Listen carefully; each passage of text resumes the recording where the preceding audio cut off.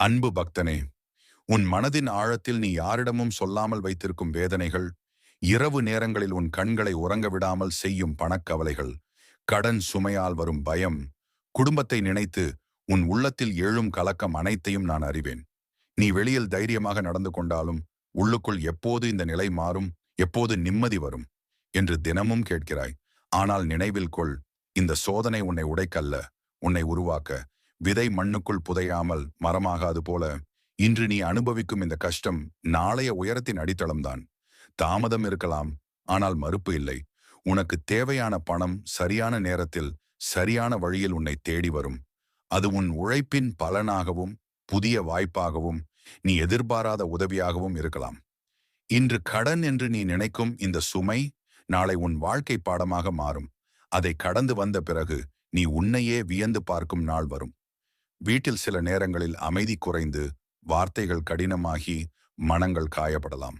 ஆனால் அது வறுமையின் அழுத்தம் பேசுவது, அன்பின் உண்மை அல்ல.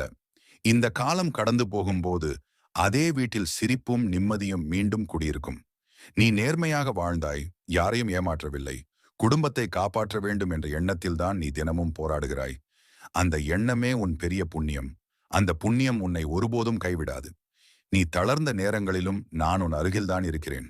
நீ விழும்போது உன்னை தூக்கவும், நீ நம்பிக்கை இழக்கும் போது உன் மனதில் ஒளியேற்றவும். தினமும் ஒரு நிமிடம் அமைதியாக கண்களை மூடி என்னை நினைத்து, நான் தளர மாட்டேன், இந்த காலமும் கடந்து போகும் என்று உன் மனதுக்குள் சொல்லிக்கொள். அந்த ஒரு தீர்மானமே நாளைய கதவுகளை திறக்கும் விசையாக மாறும். இன்று எல்லாம் இருளாகத் தோன்றினாலும் அது விடியலுக்கு முன் வரும் நிமிடம்தான்.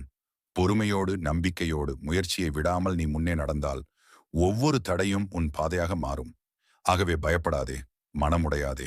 இன்று கஷ்டம் என்றாலும் நாளை நிம்மதி, இன்று கடன் என்றாலும் நாளை தீர்வு, இன்று கண்ணீர் என்றாலும் நாளை பெருமை. நம்பிக்கையோடு முன்னே நடந்து கொள். நான் உன்னோடுதான், இப்போது மட்டுமல்ல, எப்போதும்.